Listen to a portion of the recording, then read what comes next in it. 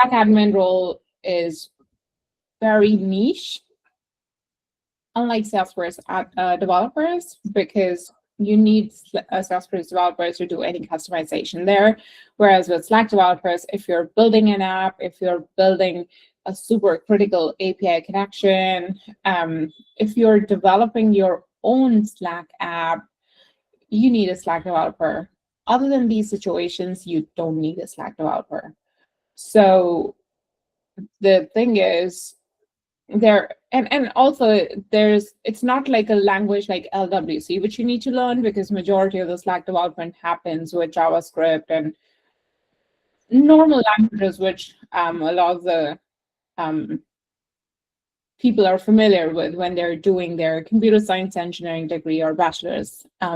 Sorry, Maxwell. Yeah, we want to start because we are almost 10 minutes, so we can kick off the meetings here. I know, yeah.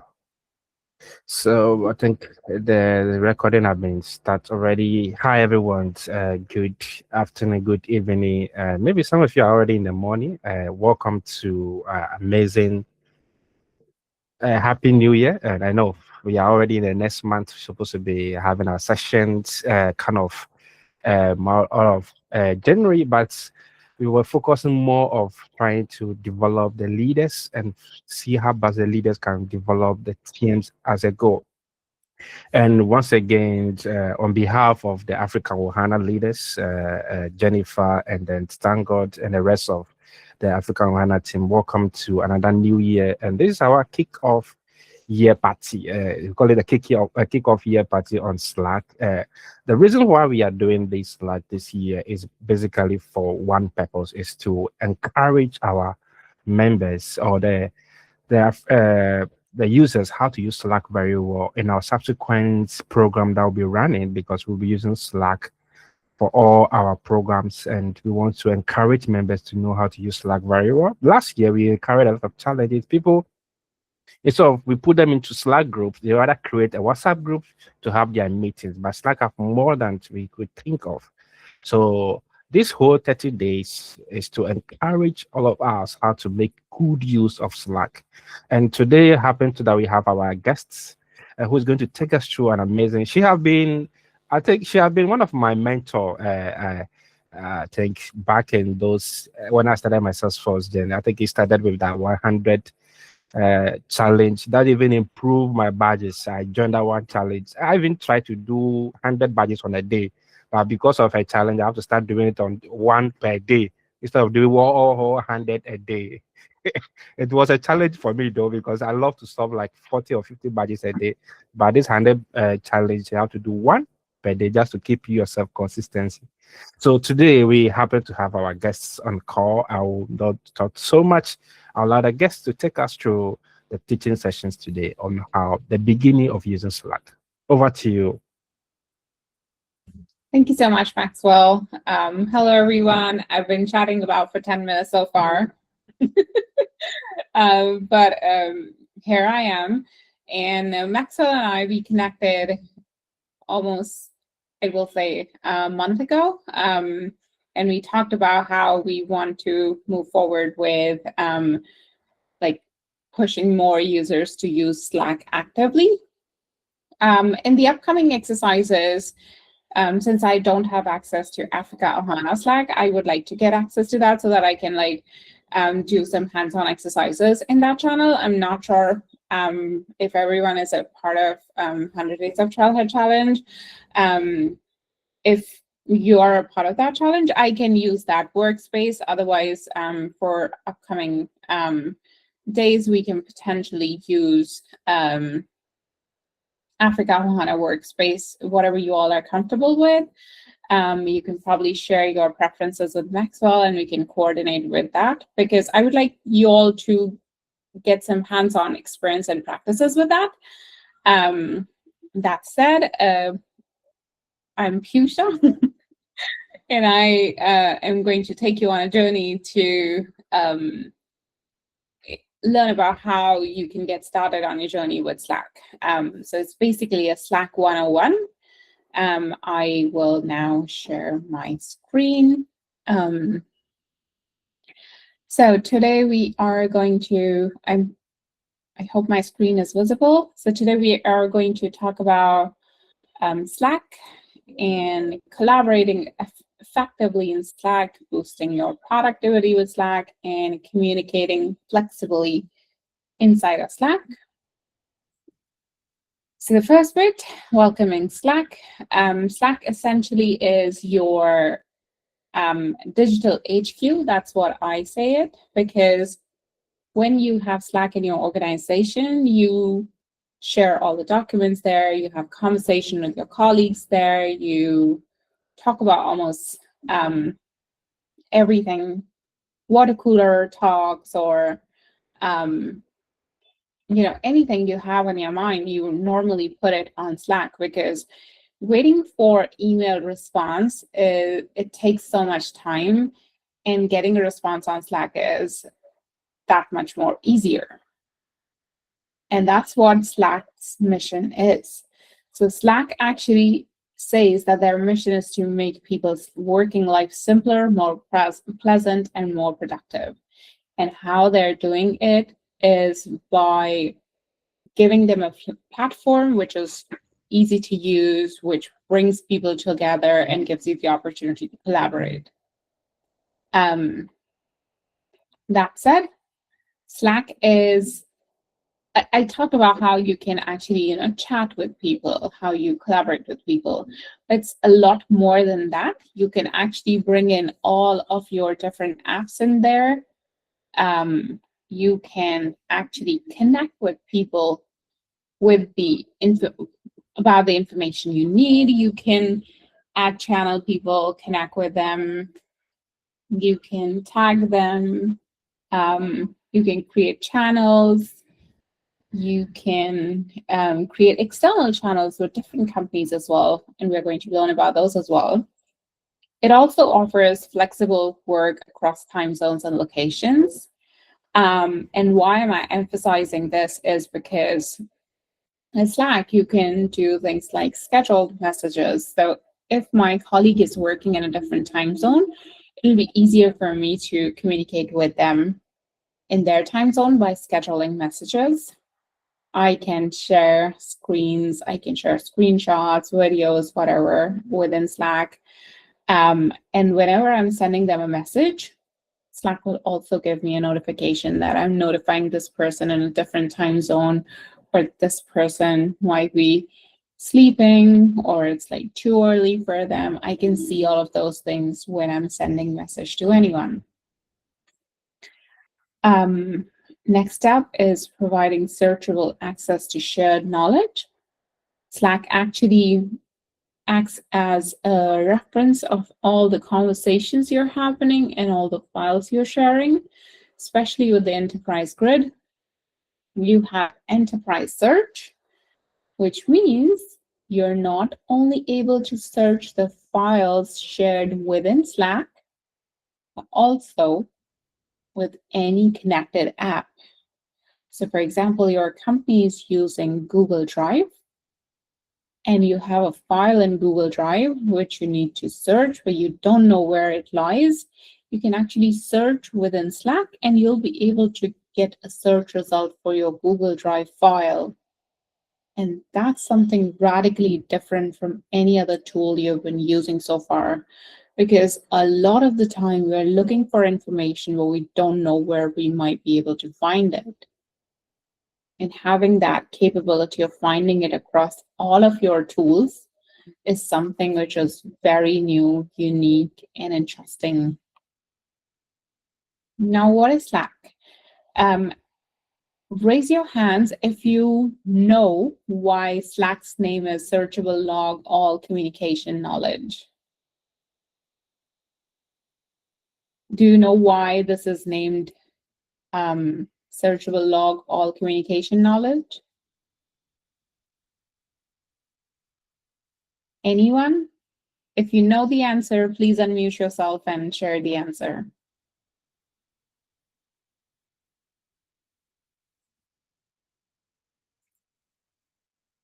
Anyone? So Slack actually was built by a gaming company. The company's name was Tiny Speck. They actually were developing a game called Glitch, and that game actually tanked. But while developing the game, they developed Slack, because they felt like it's difficult to communicate with their team members. So they developed Slack to be able to interact with their team members seamlessly. And little did they know that actually Slack became more popular than the game they were betting on. So they were assuming that this is something which they might end up using for themselves internally. And so the app they developed, they named it Searchable Log All Communication Knowledge, because they were talking about a lot of things and they wanted a database of all the things, all the communications their team members are doing, so that it'll make their life a bit more easier and productive.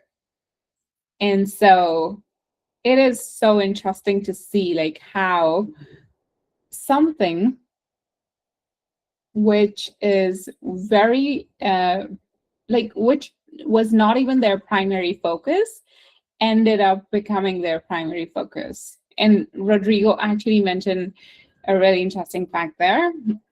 Slack actually, they developed like Flickr and they sold it to Yahoo, and that's absolutely true. And I feel like their Slack invention was so popular and it made them rich as well, even though this is not something they were interested in doing moving forward.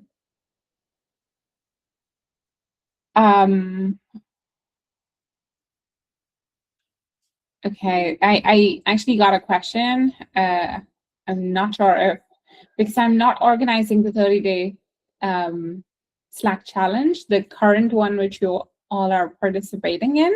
So Matthew might be able to answer that. I can share the details of the workflow which I've created for the 100 Days at Trailhead Challenge. So if Matthew wants to use that, you all can use that. So Slack was just designed to better facilitate communication and knowledge sharing among their team members. Now, what is Slack? Well, Slack is actually made up of different workspaces, channels, and direct messages. We're going to talk about these in the upcoming slides, but I'm also going to show you how I use Slack towards the end as well. Workspace, as you know, you might all be a part of, I will say, more than a dozen workspaces by now. I'm a part of more than 3 dozen workspaces. And as Trailblazers, you're a part of like multiple different workspaces. So a workspace is where I'm communicating to people. It could be like, in terms of an organization, you can create workspaces depending on different way your teams operate. So maybe my service teams operate in a very different way and they need their own dedicated workspace. I might need a dedicated workspace for acquisition and merger kind of conversations, which I don't want other people to be aware of. And that could be a hidden workspace. I can have public workspaces which anyone can join for social conversations. I can have workspaces for day-to-day conversations, totally up to me. In an enterprise grid, when we're designing workspaces, we think about the use cases of those and how the teams operate before designing those. Channels, essentially there are 3 types of channels: public, private, and external channels. Public channels are searchable by everyone. Anyone can join and leave those public channels anytime they want. Private channels are the ones which are more restricted, so you can't search them by default. You need to get an invitation to join the channel. However, in most cases, you can leave the channel as per your will, but to get invited, you need an invitation from the channel managers or from channel members, depending on the channel setting. And then external channels, a lot of time I might want to communicate with team members outside of my workspace or my organization.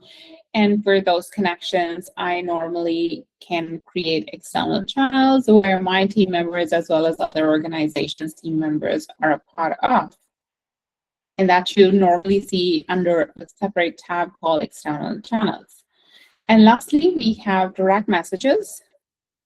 When I'm communicating with somebody one-on-one, I can do direct message. I can also do a group DM for up to 10 people. I think it used to be 8 people and now it's 10 people. But those are called group DMs. A one-on-one conversation is a direct message. The difference between channels and direct messages is if I'm only on the slide, I'm hoping that my slides are visible. Somebody's saying can't see your screen. They're visible. Okay, perfect. Thank you. You can actually convert your direct messages to channels as well, not vice versa. For direct messages, they actually only stay in your tab section for a week, whereas channels will stay if they don't have any activity. Whereas channels will stay in your tabs even if they don't have an activity for up to 30 days. If a particular channel doesn't have any activity for 30 days, it will disappear from your tab section. And this is one of the newest things Slack has implemented. Not that I like it, but this is one of the difference between how you might want to plan your conversations as well. Now let's talk about collaborating effectively. Again, Slack is made of workspaces, channels, and direct messages. You can actually organize your work in different channels based on topics, based on the projects you're working on, based on what needs access to what data. Sometimes when you're working in a project, we have multiple channels for the same project. The reason behind that is not everyone needs to have information, like all the details about all the things. So based on the information they must get access to, you can put them in different channels or groups and so on and so forth. It is recommended that we try to maximize the usage of public channels. The reason behind that is when you're working in public channels and somebody's searching for that information, it will pop up in their search as well. When you're working in private channels, other people won't be able to see what you're talking about. So searching data becomes difficult when you're working in private channels. Working in channels also creates a knowledge repository. And now with Slackbot, it's like ever more relevant and important. And I'm going to show you examples of how these channels can be organized, how you can utilize them to improve your alignment with your teams, how you can create knowledge repositories, and so on and so forth. Because one of my clients, they actually were heavy Slack users. And so their default recommendation was that because a lot of the external team members were working with them as well, and external people never had access to their SharePoint. So accessing files was challenging to them. So they actually asked their team members to actively use Slack because they were on Slack and they were able to access files on Slack to actually share relevant files there. So for external people, it was easy to dive into that knowledge repository with the information they needed. We talked about types of channels. So we have public channels, private channels, and Slack Connect. Slack Connect are the external channels where we have external team members who are a part of our team. Normally, when you have external team members in your channel, you will see a pop-up, something like this, just above the message box. In the example I have on the screen, you can see Zenith Marketing is in the channel. So when you're sending a message, you can keep this in mind, whether this is an information you can share with these external people, or it should stay within the organization. Again, as I talked about, mostly working in public channels is recommended because it gives everyone the opportunity for inclusive collaboration, and it is searchable by everyone in the organization. You can find and join public channels directly by searching for all channels. You can find specific channel, message, or file through your search as well, but only for public channels. For private channels, you will not be able to find the files shared across the team unless you're part of that channel. Now, this is a trivia. I want you all to answer this in the comment section. You and 10 colleagues need to develop a new process that will be rolled out across your entire company. Where would you collaborate in Slack and why? Again, you need to look into the terms, and this is something which you might see in your exams as well. You and 10 colleagues need to develop a process. Okay.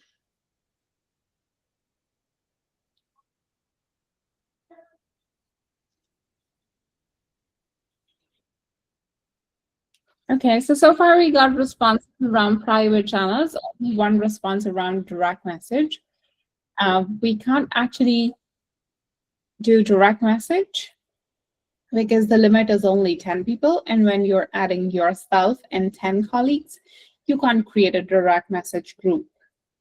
So the only option which is ruled out is direct message. You can actually create public or private channel depending on your use case. If the process you're working on needs to be secret or should not be shared with everyone, then you'll go with private channel. If it is something which you don't need to worry about people looking into it, you can create public channels.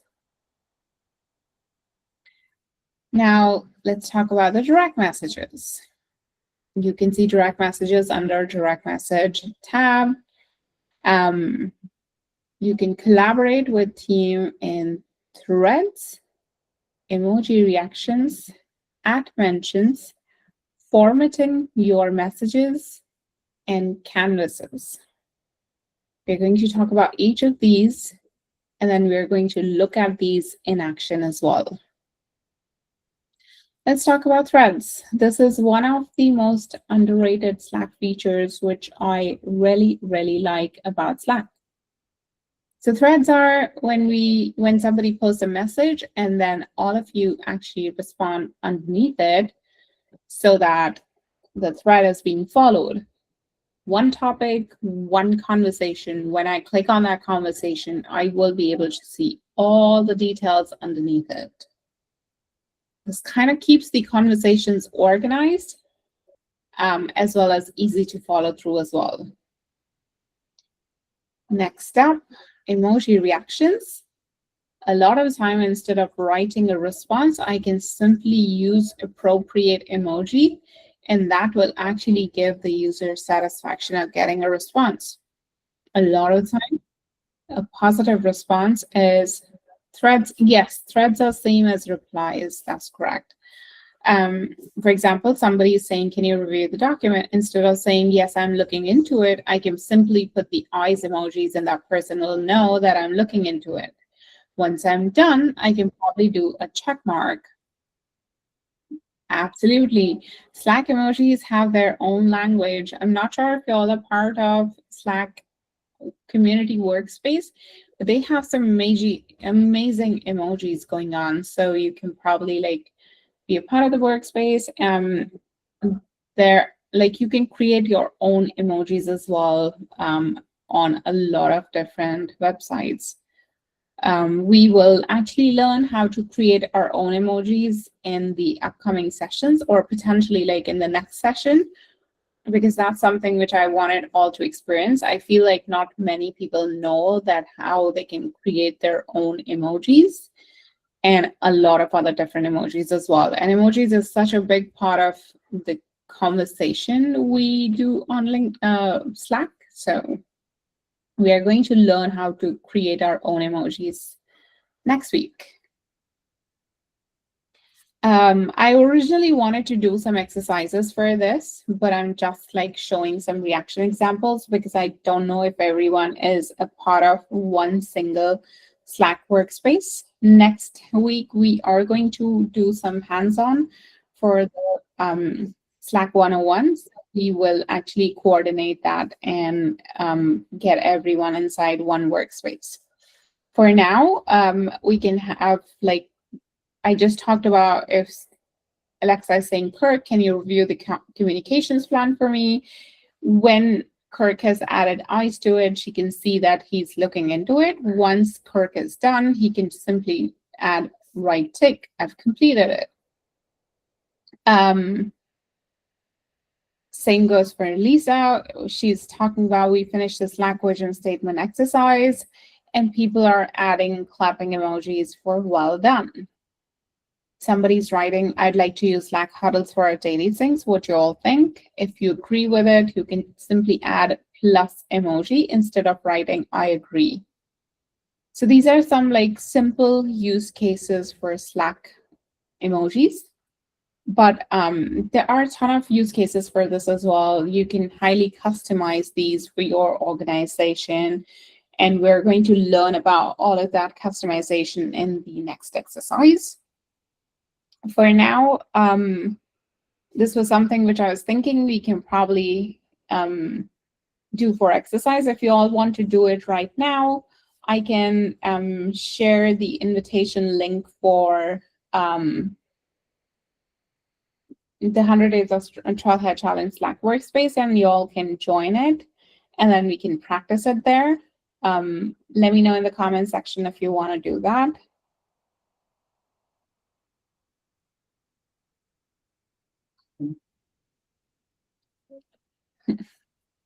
Okay, I only got one response from Margaret. Is there anyone who's attending this meeting and is not a part of 100 Days of Trailhead Challenge?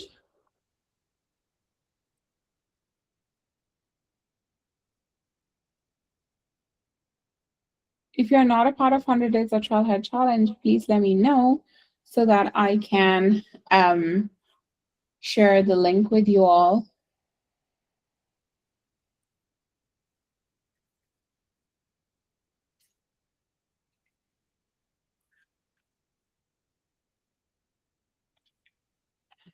Okay, I just shared the link. If you're not a part of the challenge, please use this link to sign up for Slack.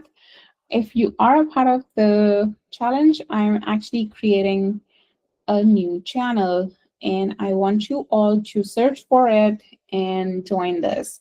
So I'm naming this channel 30 Days Slack Challenge. I've just created this channel and you can actually search for it and join it.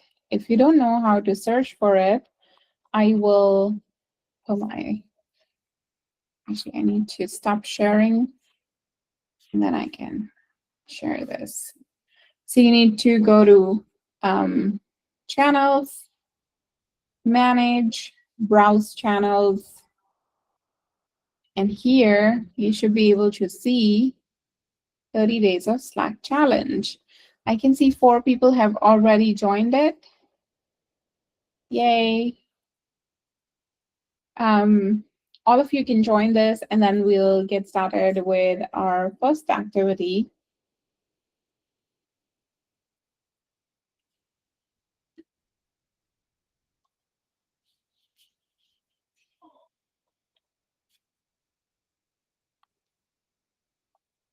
Give me a thumbs up, or yeah, give me a thumbs up if you are in the Slack workspace channel.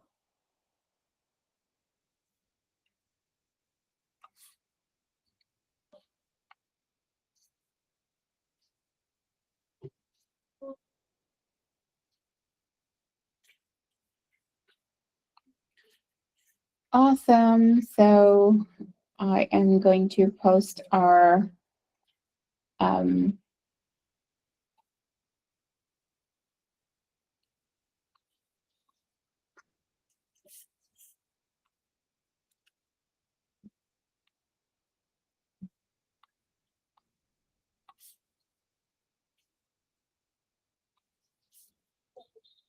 alrighty.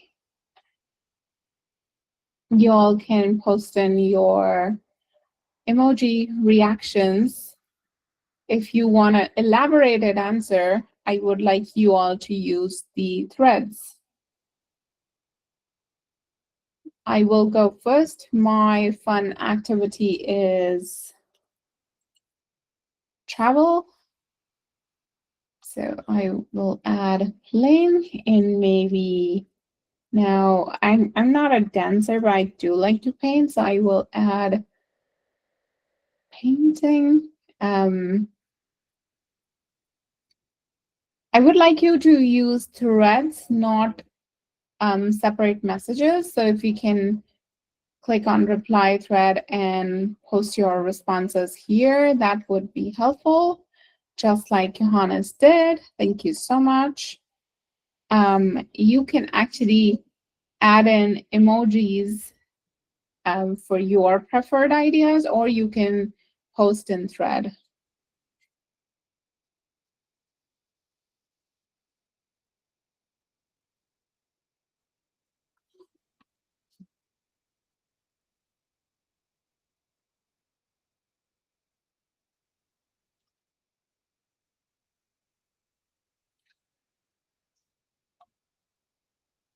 See how we are getting real-time responses in a thread, neatly organized, and I'm responding to those myself as well.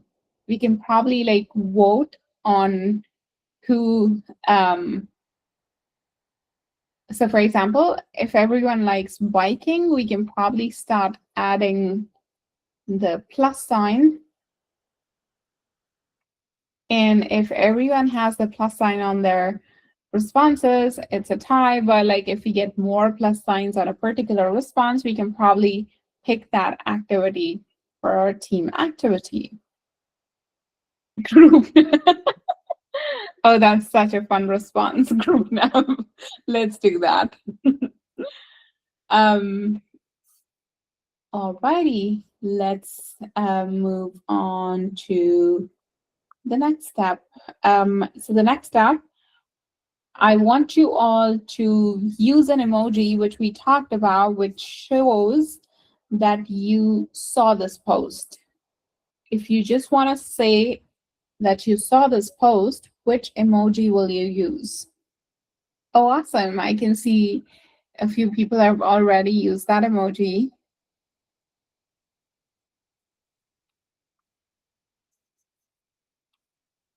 Good going.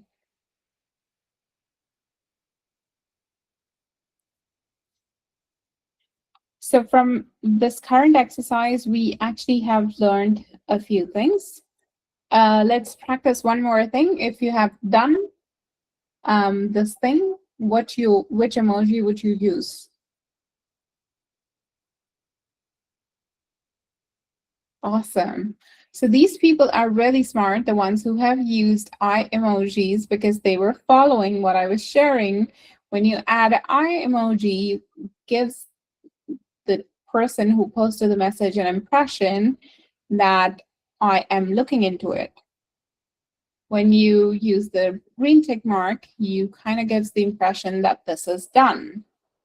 I do this with a lot of the messages I receive because I normally receive a ton of messages every so often in this current workspace, and it's so difficult to follow through each and every conversation.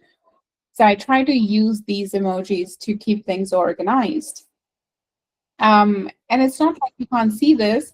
You can actually just look for reactions to all the messages in here, because nowadays in activities, you can actually filter through all VIP app mention threads, reactions, invitations, apps, and Slack notifications.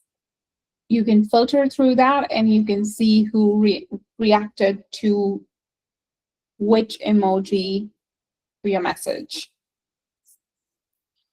Alrighty, so the next step, we need to learn add mention. And add mention is a very simple thing. For example, I want to have a conversation with Margaret, and I will simply say, hey, can you follow through previous thread? And this will send Margaret a notification. A lot of time for normal messages, you don't get notified, but for messages where you're tagged or where you have @ mentioned, you will receive a dedicated notification for you all to look into it. Now, Margaret has the option to pull in other people if she wants to. Maybe she wants to pull in Rodrigo. So she'll go in threads and she'll type, Rodrigo, I have gone through this, but I need your help. Can you help? And Rodrigo will also get notified for that. So we can @ mention people if we want them to be notified of certain things. Next up, we will, formatting. And this is a really interesting thing which I wanted to show in real life. And that's why I'm not going back to the slides, because a lot of time people actually don't use this feature in a way they can use it. So, for example, I'm just copy pasting a message here. And let me remove this. Okay, so this is a message. I have the ability to send it as is, or I can do interesting things with it. For example, I want to make this italic, where it says bold, important words, I want to make it bold. Where it says list key items, I'm actually going to turn it into a list. I can turn it into a list of 1, 2, 3, or just bullet points. I can actually, for example, more is something, it's very vague, I don't want to use it. I can strike through it. Underlining, woo, this sounds interesting. I can underline it. Link. I probably just want to add a link to Salesforce stuff. So I'm going to add a link to Salesforce events. And this is now hyperlinked. I might be interested in backcoding.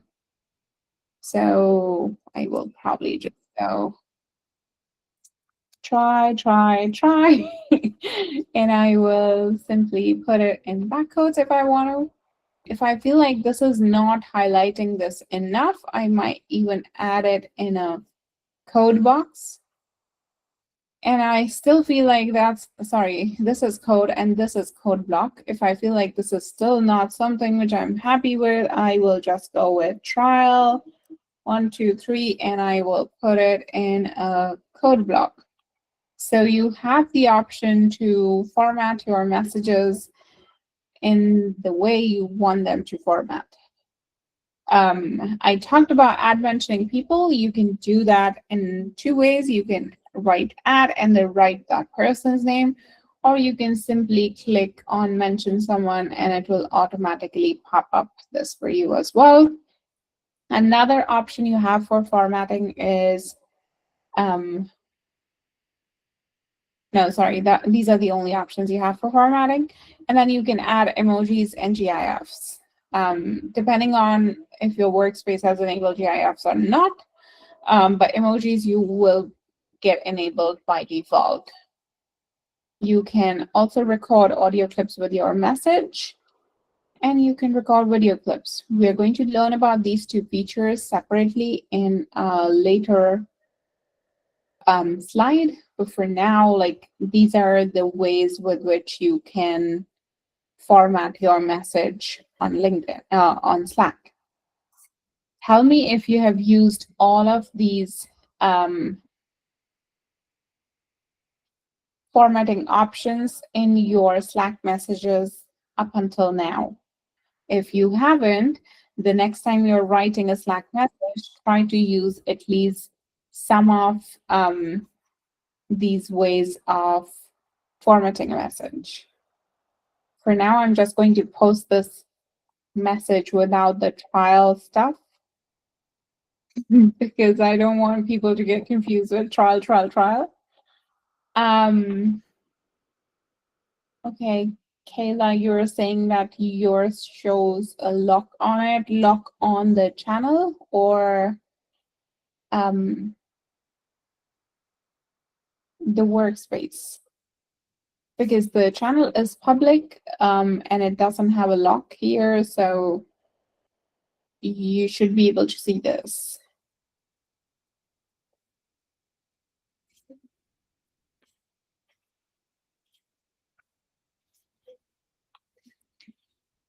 Lastly, we will talk about canvases, and canvases are really, really interesting and important.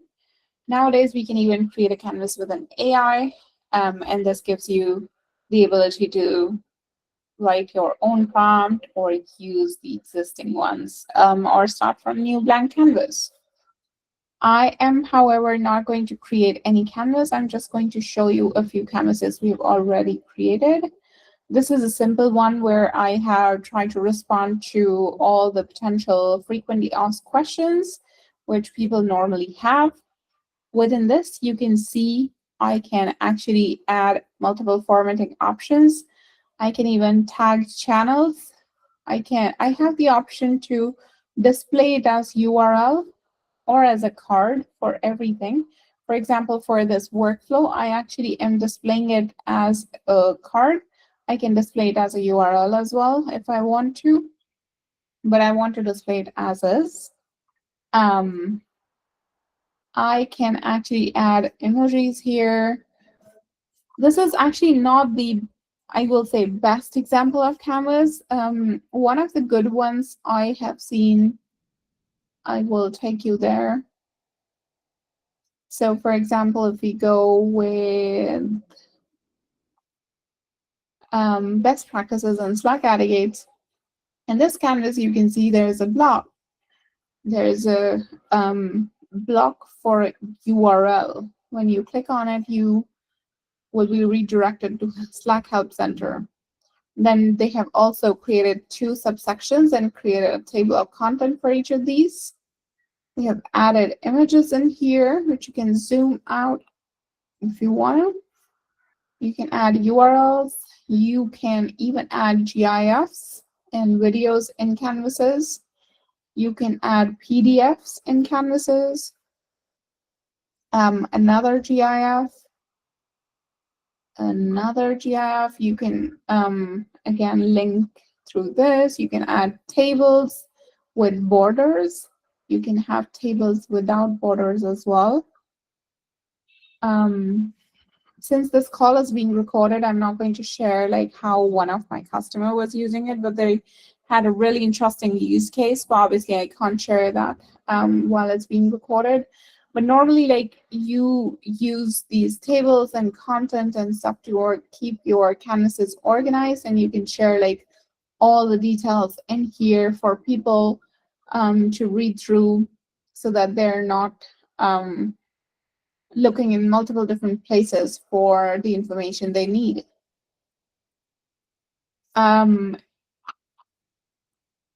I think like, okay, other than this, there's only one thing which I would like to add normally, and that is adding a cover page, which I really, really like. But because I don't have a cover page with this one right now, I'm not using it. An example of how you can add PDFs. Here's the example. If I want, I can display it as a title, so only the title is visible. I don't want this, so I can display it as a URL. If I don't want this, I will display it as a card. So there are multiple options for you to pick for display as well. And that's pretty much it, because you can actually, no, hold on, let me show you the example. So here, from here, you can pick layouts, you can add tables, you can add checklist, because sometimes I want to have checklist. Why not, right? I need to remove these because this is not a checklist.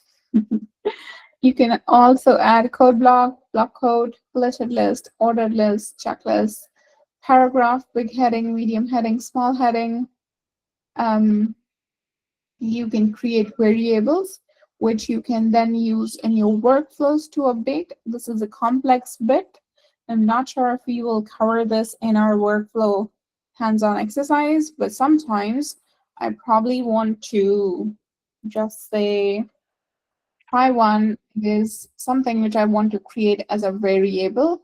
So I will just create this as a variable, and I can actually use this in a workflow. And every time my workflow is getting updated, it will automatically update the value for try one. This is a really interesting use case, which was previously not available, but is available right now. So I'm actually really excited about this. Other than this, I'm also looking for like multiple different options. You can refine it using the generative AI. You can proofread it, make it shorter, make it longer, change the tone, translate it, add a summary, add action item, convert it into a table just by using AI. This is also a new feature which was not available before. You can add callouts. Callouts are really interesting. I probably want to show you a callout. So I can add this in a callout. And then I can add comments, because sometimes my colleague has created a canvas, and I, just like we do it in Google Documents, we can actually add comments here as well for them to fix it or improve it, because I don't want to fix everyone's work. I might just add my suggestions in a comment and they can fix it on their own. There are a ton of things that we can do in Canvases as well. Let's talk about pinning messages. I will actually give you an example of how I've pinned messages here. I've only pinned 2 messages so far: welcoming everyone and daily progress tracking, because I was getting a ton of questions and I wanted people to go through these before they drop me a message about anything. You can actually add files in here, even if they're not shared in the messages. You can simply go and click on a folder. Excuse me. So for example, trial is a folder, and I can add an existing canvas into this folder. Oh my God, I'm sorry. Please give me a moment's break.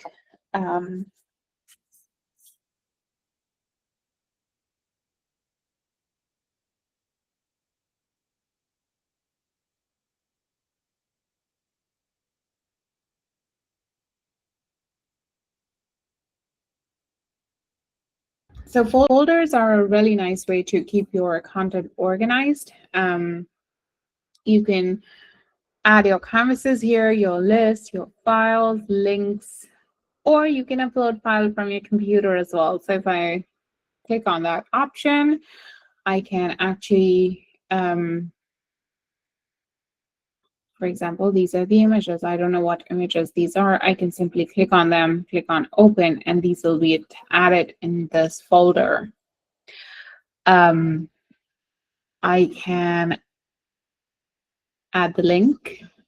And just one of the ways I can organize my content. I'm not going to use 100 Days of Childhood Challenge as a getting starting thing because then people will be confused as to what's happening. So I'm going to continue using the 30-day Slack challenge, which I also have the ability to turn this public channel into a private channel. So I will now make it private. The reason behind that is because people who are participating in 100 Days of Childhood Challenge might get confused as to why this exists. So I have the option to do that. But let's look at what all things we can do in a channel, because we talked about channel. When we create a channel, we actually have the option to create it from scratch, or we have the option to create it using a template. For now, I have created using from scratch, so there's no template associated to it, as you can see. However, if I want to, I can associate a template to it now.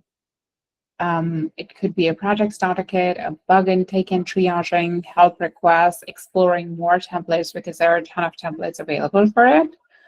And we'll talk about the templates as well in a bit. But before that, so far we've only talked about Canvas and folders in the channels. We can also associate workflows with the channels, and the examples for that can be found here.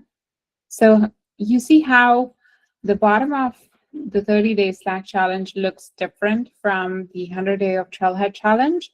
The reason behind that is I actually have added a workflow or associated workflow with this channel. And with that, you can see this green thing here. Same goes for the social channel. In the social channel, I have added Trailblazer intro workflow, so you can actually introduce yourself. And instead of getting the sending message thing by default, you see this. And in the associated workflows, you can see the featured workflow here. You can feature up to 15 workflows, and people can use either of these to send a message. If you don't want to feature a workflow, you can bookmark it so that people can find it easily. But if you're bookmarking it, it won't pop up at the bottom. If you want the workflow to be popped up at the bottom, you have to feature the workflow. Let's go back. Let's talk about links. We can actually add links by default to any channel. Some handy links which we want our project team to remember. This is a good way for us to keep them organized in one place. And I started to talk about Canvas, and I'm going everywhere. Let's talk about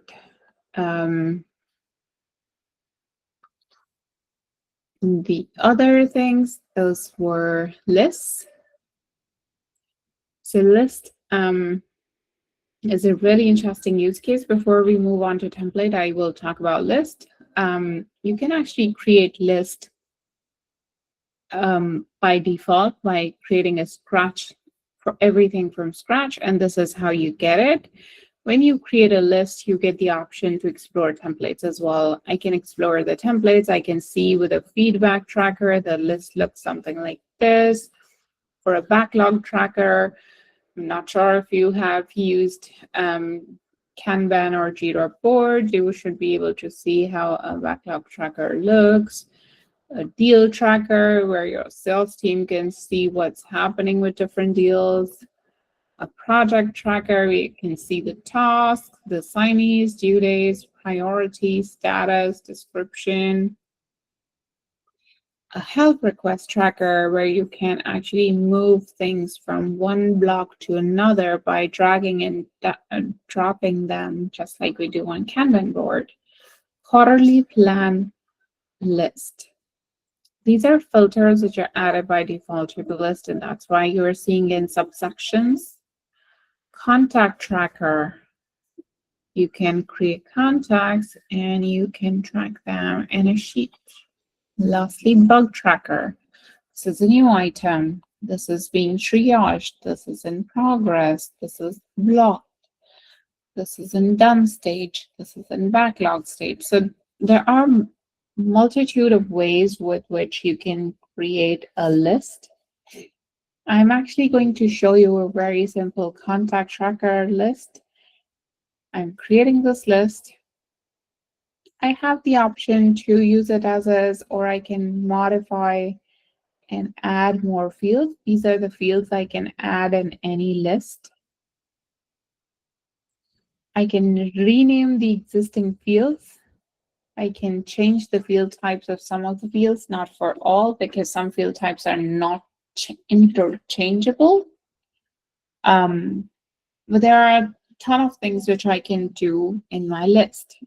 And the best part, I can actually associate these lists with workflows. And we will learn that in our hands-on workflow activity in session 3. But for now, we can actually see how we can keep a track of different things within lists.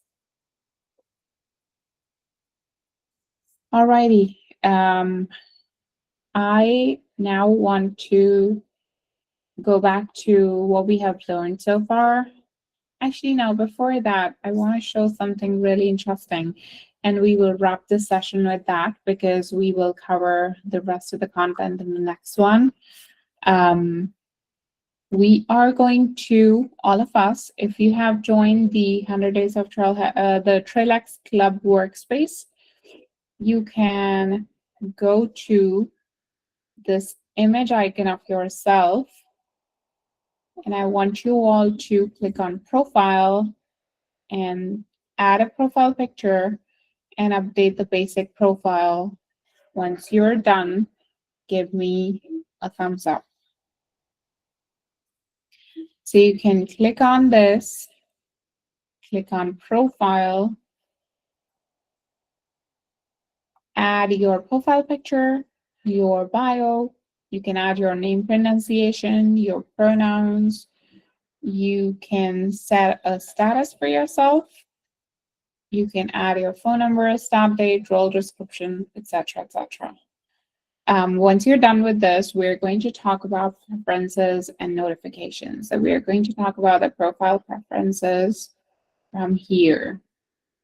But before we talk about preferences, I want you all to complete your mini activity of uploading your profile picture and details. Thank you so much, Tarun, for completing it.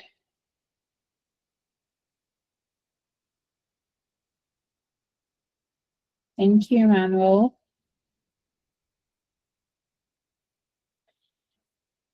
Thank you, Shefali. I can see some people have already done it. I'll wait for like a couple more minutes and then we'll move on to preferences and then we'll call it a day.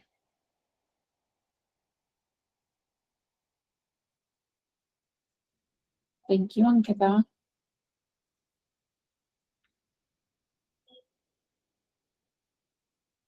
Thank you, Faza.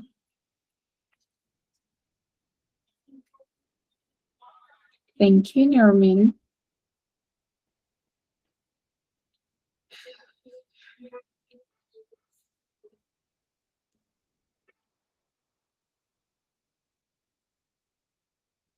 Thank you, Rosemary.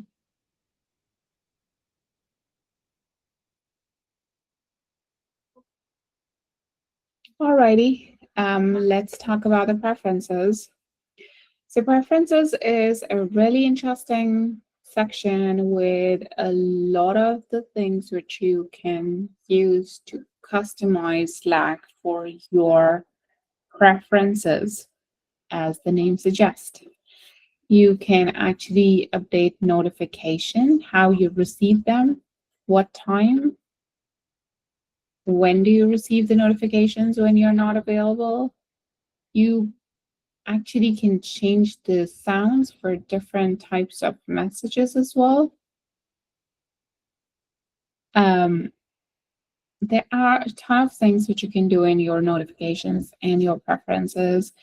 But for this to be useful to yourself when you're using Slack every day, it is recommended that you go through this at least once. And that's what I like to share with everyone in my adoption exercises, that try to make Slack your own by updating the notifications, by updating all of your preferences. I know it's going to take some time. Use that time to go through all these options to figure out what you want to do with your preferences, because this is something which you can set up, not your Slack admin. So make sure you go through the section in your own time and you update your preferences. VIP is a really interesting thing. You can add people in VIP list and you can see who is in your VIP list. Once you've added them, you can see some recommendations on my screen as well. It's totally up to me who I want to add. I can click on this button, and even when I have paused my notifications, I'll still be able to get a notification if it is from either of these three people. I can actually set up a separate sound for VIP notifications. So every time I hear that sound, I can see it's from my VIPs and I need to look into it immediately. I can update the navigation as well.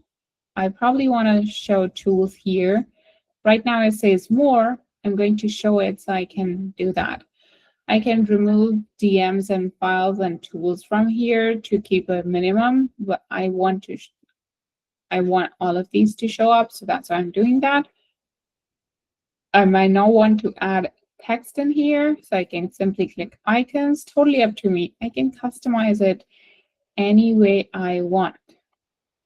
Right now, it's only threads, huddles, recaps, drafts, and directories here. I can remove stuff if I don't want to see it. Directory is of no use to me, so I'm not going to show directory, and I'm going to keep the rest. Filtering conversation, I can filter by active, I can filter by unread, mention all, I can sort the conversation A to Z, most recent priority. I can organize my sidebar the way I want it to. Appearance is another interesting thing. I can actually create my own theme, or I can use, by clicking custom theme, I can pick different colors, or I can import a theme, or I can use AI to surprise me. I can pick from default Slack themes. I probably want to go indigo here, so I'm going mood indigo. I can probably go with autumn. This looks much better. I can also change the fonts for my entire workspace at my end. Whenever I'm changing the fonts and preferences, it's only happening for myself. Maybe I want to go with this, or Roboto, or Georgia. I don't know. I want to make it fun. Comic Sans looks good. I can actually add different fonts as well. I'm going to go back to Arial. I can pick different themes as well, clean or compact. Do you just want to go with full name and display name, or just display name? Some people in our workspace don't have display name, so I'm going to go with full and display name. Additional options, show times within 24-hour clock, default skin emoji, I can pick based on my skin color. I can show jumbo emojis. When jumbo version is selected, I can convert my typed emojis. I can also update my custom emojis. I can update it to, if I click on this, I can update it to maybe heart. Pick whatever I want to do, I can do it. I can also add a forwarding email address. So all the emails, I can bring it to Slack. I can update my regions and languages here so that when people are sending me messages, they will get notified what my time zone is. If I have visual difficulties, I can also zoom this to make it more accessible. I can add all text for all the images because not everyone is able to see the images. I have all the other options to customize it as well. I can mark different things read. I can actually pick different options to me here. Navigation and appearance is available for everyone, not for specific people.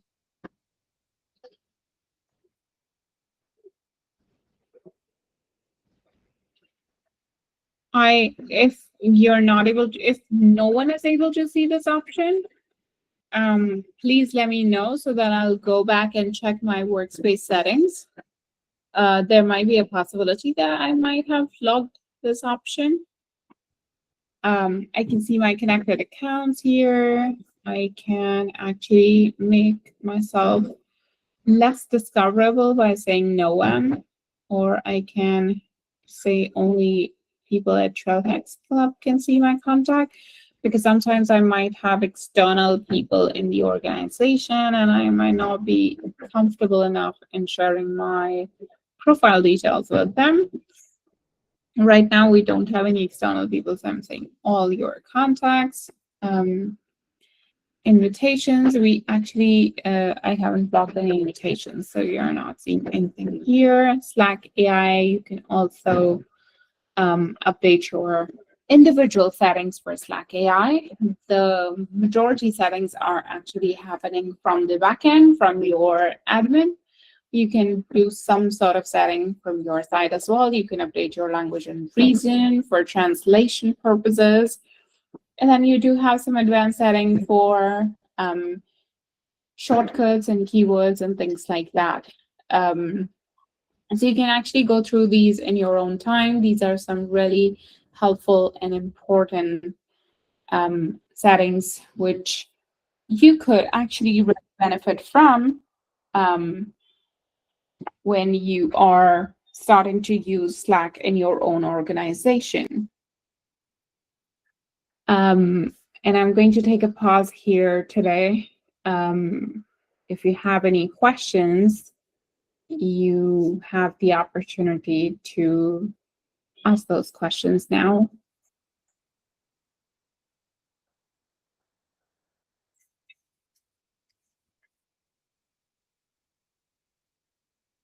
Anyone has any question? Hi, Piyusha. Hi. I work at a university and we're busy migrating our EA org of Salesforce to Education Cloud.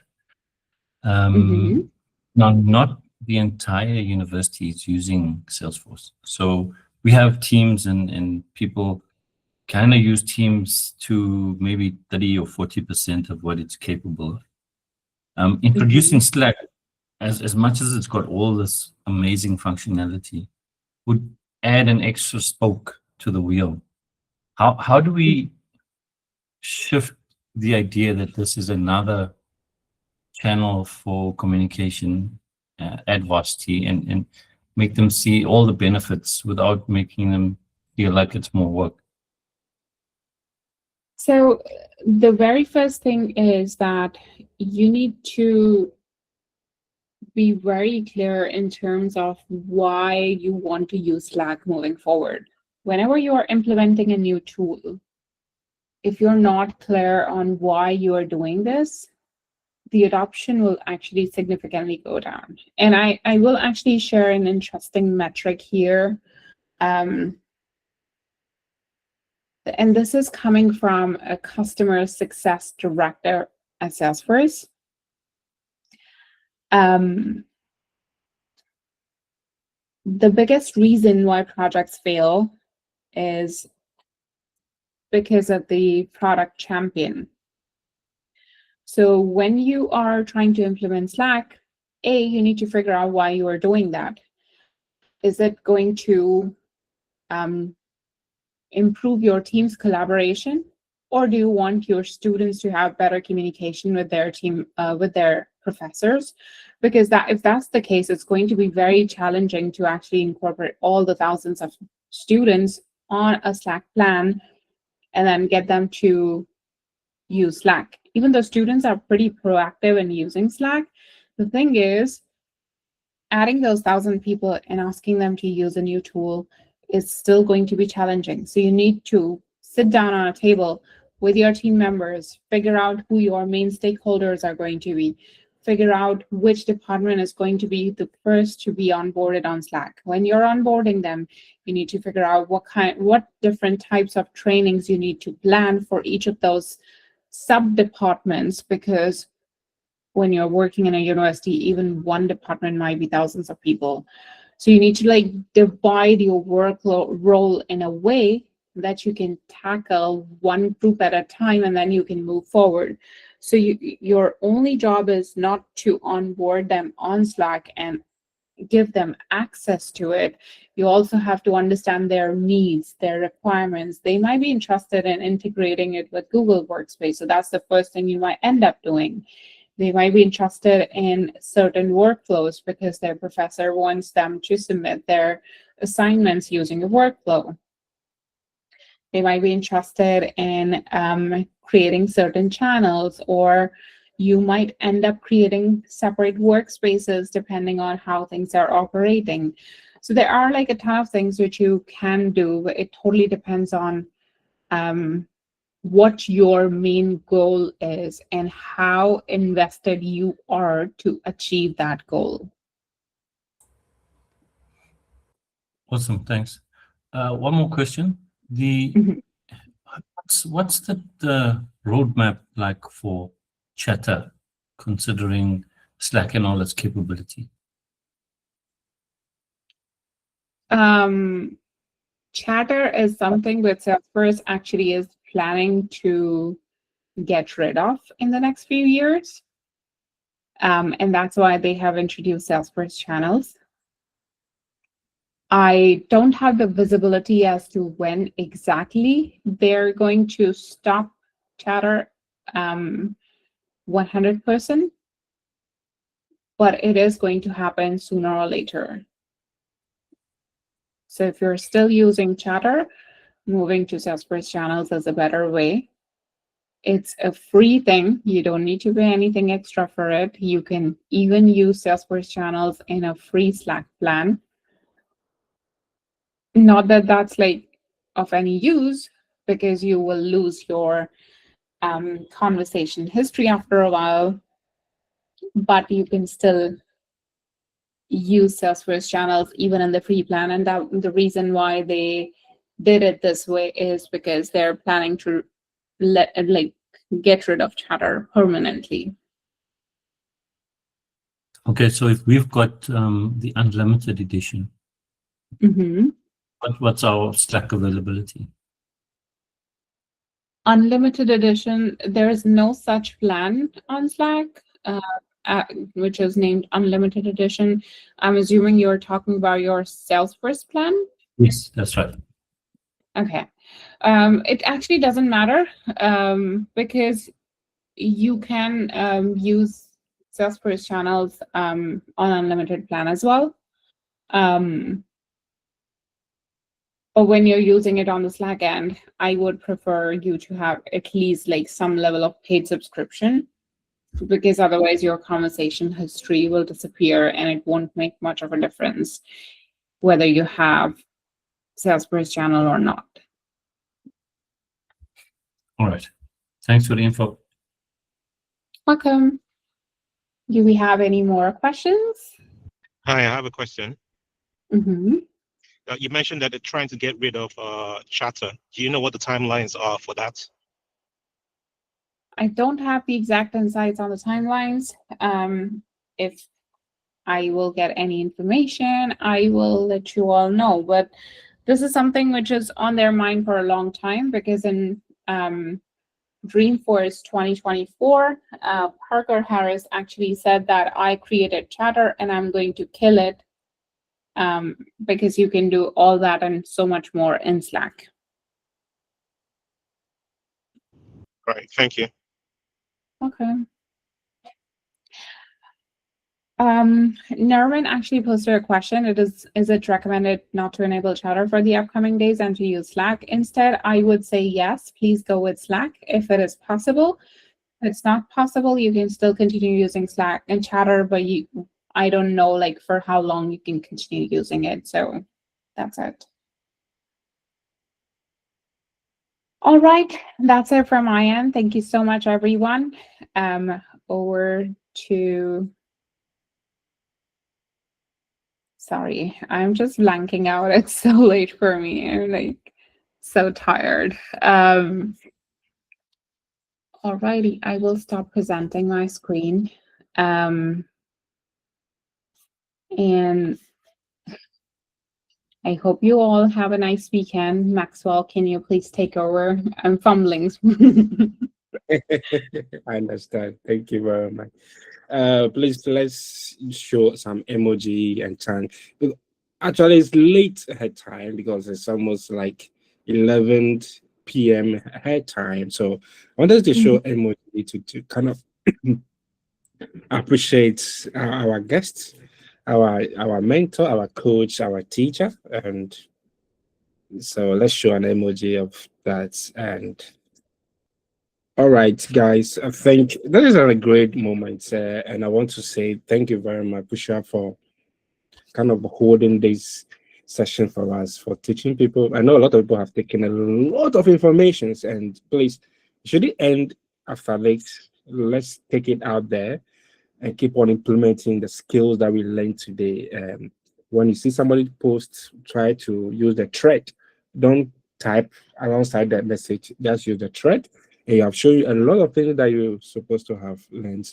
So then we'll try our best and see if we can get the recording into the Slack channel for you to rewatch again if you feel like watching the recording. And again, let's continue to do on our daily badges on daily basis. Again, we'll have another session next week, Friday, for an awesome teaching sessions. And do we have Thank God? Let me see if I have Thank God on the call.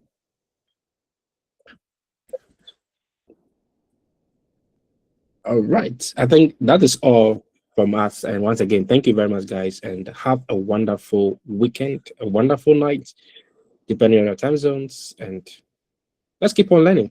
Learning doesn't stop. Thank It you only so much. stops when we are there.